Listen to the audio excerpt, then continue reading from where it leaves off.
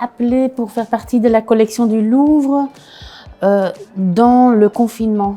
J'ai dû commencer à distance parce que je ne pouvais pas voyager et regarder le Louvre, je ne pouvais pas visiter. J'ai commencé avec des idées très générales, avec des œuvres d'art que je connaissais déjà, mais ça ne marchait pas très bien et donc en janvier 2021, j'ai pu visiter le Louvre. Je suis rentrée, il y avait presque personne avec Fabrice Douard, l'éditeur.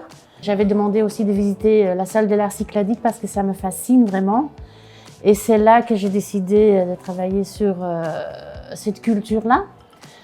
Et donc j'ai combiné une expérience très personnelle de mon fils qui se découvre son talent artistique, qu'il a découvert dans le confinement, avec la culture cycladique. Donc il habite en fait dans la culture cycladique et découvre son talent. C'est une BD historique. C'est la première fois que je fais ça. Normalement, je fais des BD sur des lieux que je connais bien. Là, je ne connaissais pas du tout. Et en plus, je ne sais pas connaître parce que c'est dans le passé, il n'y a presque pas de données archéologiques.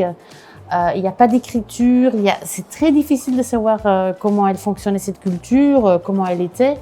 Donc, le problème pour moi, ça a été surtout de créer un monde où on peut rentrer facilement dedans, mais qui est un peu correct aussi historiquement. Et donc, c'était un grand défi. Parce que, comme on peut voir, je suis en train de dessiner, je suis allée dans les îles grecques, je prends des photos, je vais chez les sculpteurs, comment on fait, sculpte le marbre, je dessine le chien classique des Cyclades ou de Crète. C'est un monde où on peut se perdre complètement. C'est très difficile de faire une BD historique en fait, je trouve.